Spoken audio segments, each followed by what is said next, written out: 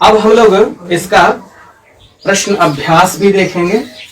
यह प्रश्न अभ्यास क्या है, इस पर हम लोग अब चर्चा कर लेंगे।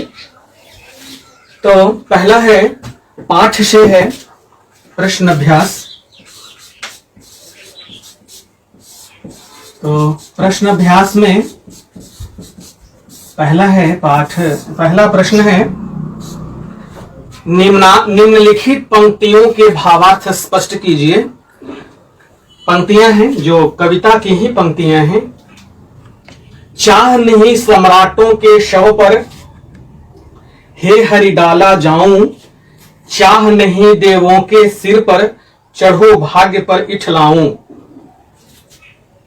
इसका भाव यह है कि पुष्प, यह कविता की पहली पंक्तियां हैं। चाह नहीं सम्राटों के, नहीं दूसरी पंक्तियां हैं, दूसरा छंद है, ये 3 छंद की ये कविता है। दूसरा छंद है, चाह नहीं सम्राटों के शव पर, हे हरि डाला जाऊं। पुष्प चाहता है कि हे ईश्वर, मैं सम्राटों के शव पर नहीं डाला जाऊं।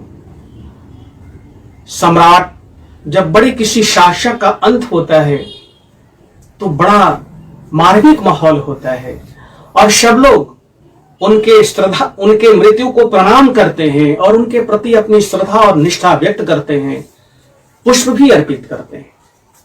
तो चाहता है पुष्प कि मैं सम्राटों के शव पर श्रद्धा सुमन के रूप में अर्पित न हूं। यह उसकी इच्छा है, कवि यह चाहता है, पुष्प चाहता है, ये कवि बताता है। चाह नहीं देवों के सिर पर, चढ़ूं भाग्य पर इठलाऊं। पुष्प की यह भी चाहत नहीं है कि मैं देवताओं के सिर पर चढ़ूं और मैं अपने भाग्य पर इठलाऊं, अपने भाग्य को सराहूं, अपने भाग्य को सौभाग्य समझूं। यह भी पुष्प नहीं चाहता है कि वह देवताओं के सिर पर भी पूजा अर्चना का एक प्रतीक बने, पूजा अर्चना का एक माध्यम बने। यह भी नहीं चाहता है पुष्प। तो ये भाव थे। दूसरा प्रश्न है, प्रस्तुत पाठ में मैं शब्द का प्रयोग किसके लिए किया गया है? तो इसमें मैं कौन है? आप समझ रहे हैं कि मैं कौन है? मैं कौन है? तो पुष्प है। मैं कौन है? पुष्प है, फूल है। यहां पर मैं शब्द का प्रयोग पुष्प के लिए कवि ने किया है, क्योंकि इस कविता में पुष्प की ही चाह है, पुष्प की ही इच्छा है। तो यहां पर मैं शब्द का प्रयोग पुष्प के लिए किया है। तीसरा है, हे वनमाली, मुझे तोड़कर उस रास्ते पर फेंक देना जिस रास्ते से होकर अपनी मातृभूमि पर शीश चढ़ाने वाले वीर जाते हैं। उपर्युक्त भाव पाठ की जिन पंक्तियों द्वारा अभिव्यक्त होती है, उन पंक्तियों को लिखिए। तो ये पंक्तियों, ये जो भाव हैं वो किन पंक्तियों में व्यक्त होते हैं? तो ये जो अंतिम अनुच्छेद है और उन पंक्तियों में ये भाव प्रकट होते हैं, जैसा कि हम लोग अभी समझे हैं। मुझे तोड़ लेना वनमाली, उस पथ पर देना तुम फेंक, मातृभूमि पर शीश चढ़ाने जिस पथ जाएं वीर अनेक। इन पंक्तियों में ये भाव प्रकट होता है कि पुष्प चाहता है कि हे वनमाली, हे माली, मुझे तोड़कर उस रास्ते में फेंक देना जिस रास्ते से मातृभूमि की रक्षा के लिए, राष्ट्र की रक्षा के लिए, देश की रक्षा के लिए वीर जा रहे हो। तो इन पंक्तियों में ही यह भाव प्रकट होता है। अगला प्रश्न है चौथा, जो पाठ से ही है, भाग्य पर इठलाऊं का कौन सा अर्थ ठीक लगता है? भाग्य पर इठलाऊं का कौन सा अर्थ ठीक लगता है? तो विकल्प दिया हुआ है। पहला है, क में पहला विकल्प है भाग्य पर नाराज होना। भाग्य पर इठलाऊं, भाग्य पर इठलाऊं। तो इसका अर्थ क्या होगा? विकल्प है, पहला है भाग्य पर नाराज होना, दूसरा है भाग्य पर गर्व करना, और तीसरा है भाग्य पर विश्वास न करना। इसका सही विकल्प क्या होगा? इसका सही विकल्प दूसरा होगा, भाग्य पर गर्व करना। इसका यही है, भाग्य पर गर्व करना, ये इसका सही विकल्प है। पाठ से आगे के अंतर्गत ही कुछ प्रश्न हैं। बड़े बड़े सम्मान पाने की बजाय पुष्प उस पथ पर फेंका जाना क्यों पसंद करता है जिस पर मातृभूमि के लिए अपना सर्वस्व अर्पण करने वाले वीर जाते हैं? अपना विचार व्यक्त कीजिए। तो क्या आप समझते हैं, वो बड़ा बड़ा सम्मान नहीं चाहता है पुष्प, लेकिन वह चाहता है कि हम उस पथ पर फेंके जाएं जहां से मातृभूमि के लिए अपना सर्वस्व त्याग करने के लिए, न्यौछावर करने के लिए वीर जा रहे हैं। तो कवि ये प्रसंग रखता है, तो आप बताइए क्यों पुष्प ऐसा चाहता है?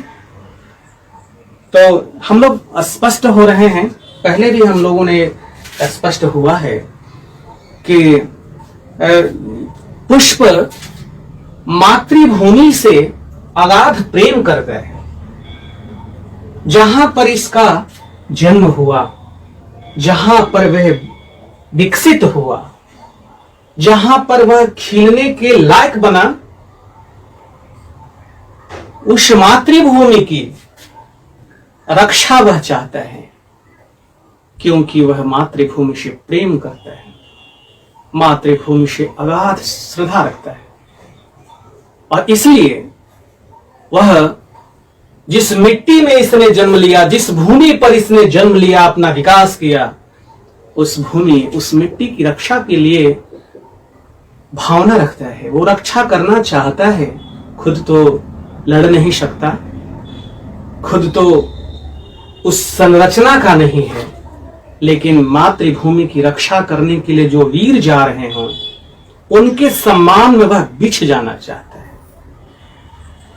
तो ये पुष्प इसलिए चाहता है कि वह देश की सेवा करना चाहता है, वह मातृभूमि की रक्षा करना चाहता है, वह मातृभूमि का अपना प्रेम बरकरार रखना चाहता है।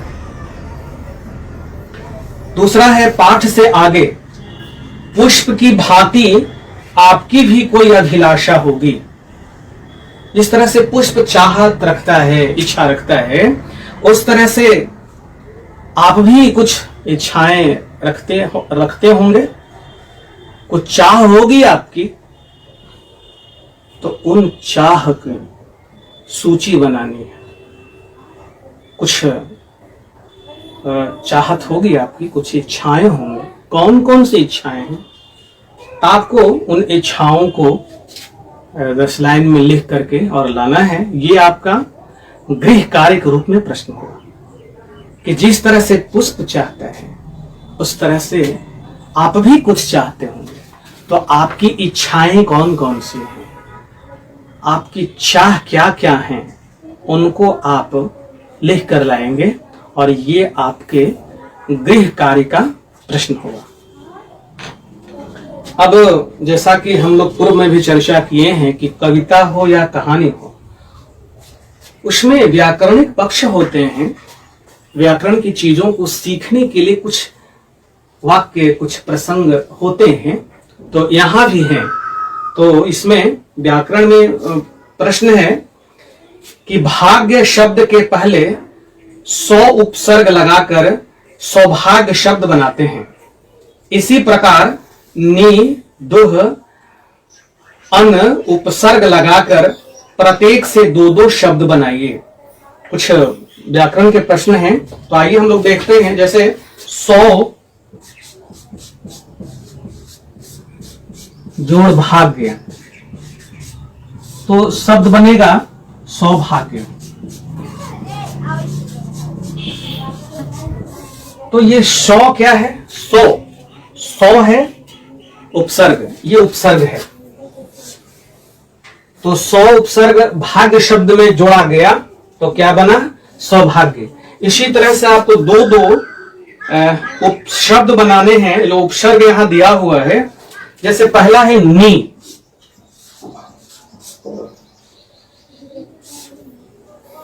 तो नी से क्या बन सकता है?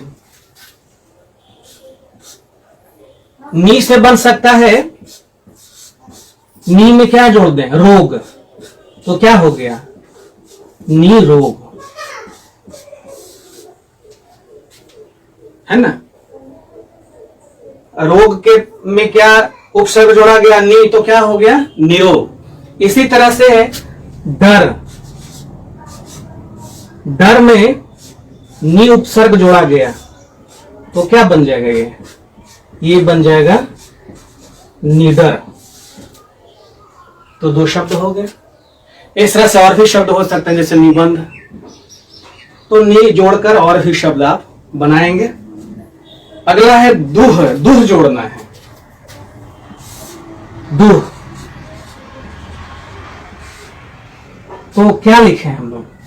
दुह में और शब्द जोड़िए, कोई विचार करिए। तो चलिए, भाग्य जोड़िए, भाग्य। तो क्या होगा? दुह जोड़ भाग्य, दुर्भाग्य। और क्या? एक और बनाना है शब्द। तो दुह जोड़ आत्मा, तो क्या लिखेंगे? दुरात्मा। दो जोड़ आत्मा, दुरात्मा। अगला है अन्न, अन्न से बनाना है तो क्या हो सकता है? अन्न,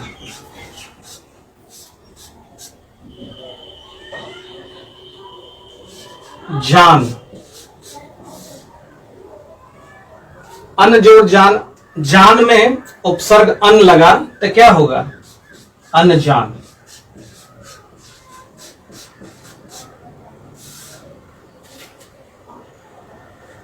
और दूसरा भी अन्न उपसर्ग में, देखा शब्द में अन्न उपसर्ग जोड़ेंगे तो क्या होगा? अन्न देखा।